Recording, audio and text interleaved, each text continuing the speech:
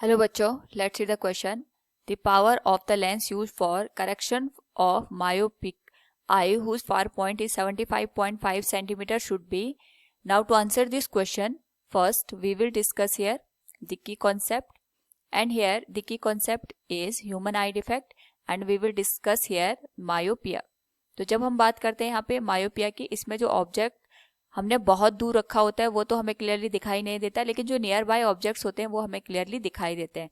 ना इसके पीछे का रीजन ये होता है कि जो ह्यूमन आई में कन्वर्जिंग लेंस हम यूज करते हैं, उस कन्वर्जिंग लेंस की यहाँ पे जो पावर होती है ये बढ़ जाती है.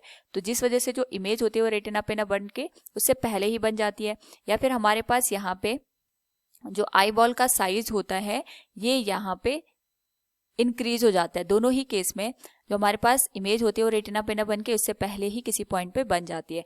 नाउ यहाँ पे अगर हम बात करें इसको करेक्ट करने के लिए, तो हम ऐसा लेंस यहाँ पे यूज करेंगे इसको करेक्ट करने के लिए जो कि आई लेंस की कन्वर्जिंग पावर को कम कर दे. इसका मतलब ये होगा कि हमें यहाँ पे एक कॉनकेव लेंस का यूज करना पड़ेगा. जो कॉनकेव लेंस होता है ये यहाँ पे जो आई लेंस होती है इसकी कन्वर्जिंग पावर को डिक्रीज कर देता है. सपोज हमारे पास आई लेंस हो गया and this is the concave lens. यहाँ पे अगर हम ऑब्जेक्ट को बहुत दूर रख रहे हैं यानी इन्फिनिटी पे रख रहे हैं तो जो भी लाइट रेज आएंगी वो पैरेलल होंगी और ये जो कॉनकेव लेंस है ये इनको डाइवर्स करके आई लेंस तक पहुंचा देगा. नाउ यहाँ पे जो आई लेंस है उस तक पैरेलल लाइट रे ना पहुंच, डाइवर्जिंग लाइट रे पहुंच रही है. इसका मतलब ये होगा कि जब यहाँ पे इमेज बनेगी तो वो इमेज हमारे पास यहाँ पे रेटिना से पहले ना बन के रेटिना के किसी पॉइंट पे जाके यहाँ पे फॉर्म होगी, यानी जो इमेज होगी वो हमें क्लियरली दिखाई देगी. नाउ यहाँ पे अगर हम बात करें तो जो हमारे पास जो कॉनकेव लेंस है ये बेसिकली जो ऑब्जेक्ट हमने इन्फिनिटी पे रखा होता है इसकी इमेज को यहाँ पे बहुत पहले ही शिफ्ट कर देता है. जो यहाँ पे मायोपिक पर्सन होता है उसके लिए फार पॉइंट इन्फिनिटी से कम होता है और जो कॉनकेव लेंस है ये यहाँ पे इमेज को उसी फार पॉइंट तक यहाँ पे शिफ्ट कर देता है. यानी इसके लिए ऑब्जेक्ट तो हमने इन्फिनिटी पे रखा है लेकिन जो इमेज बनेगी वो किसी पॉइंट पे यहाँ पे हमें देखने को मिलेगी. और जिस पॉइंट पे यहाँ पे कॉनकेव लेंस इमेज बनाता है, जो कॉन्वेक्स लेंस हम यहाँ पे आई में यूज करते हैं वो उसके लिए एज एन ऑब्जेक्ट का काम करता है. यानी जो आई लेंस है उसके लिए ऑब्जेक्ट इन्फिनिटी पे ना होके जो मायोपिक पर्सन होता है उसके लिए जो फार पॉइंट होता है उसके बराबर यहाँ पे निकल के आता है. तो इसलिए जो इमेज होती है अब वो रेटिना पे ना बन के रेटिना से पहले ना बन के रेटिना पे फॉर्म होती है. तो हमें ये ध्यान रखना है यहाँ पे अकॉर्डिंग टू द क्वेश्चन जो इमेज बनेगी by concave lens that should be equal to the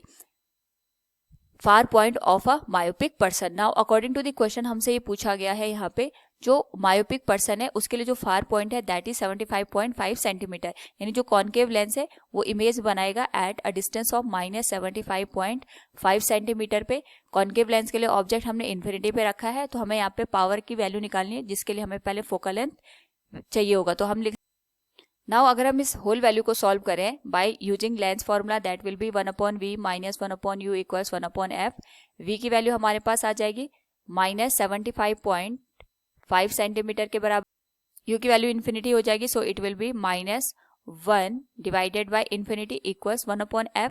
1/इन्फिनिटी तो 0 हो जाएगा तो जो फोकल लेंथ की वैल्यू आएगी that will be given as -75.5 centimetre और जिसको हम यहाँ पे मीटर में लिख सकते हैं -0.755 मीटर के बराबर. नाउ इसके करस्पॉन्डिंग हम यहाँ पे पावर की वैल्यू निकाल सकते हैं. So the power of lens will be given as 1/f that is -1 divided by 0.755 dioptre के बराबर. सॉल्व करने पे this whole value will be given as 1.32 dioptre. This will be the required power of the given lens. So from the given question we can say here the power of the lens used for correction of a myopic eye whose far point is 75.5 centimeter should be -1.32 diopter. Hope all you understood it. Thank you and best of luck.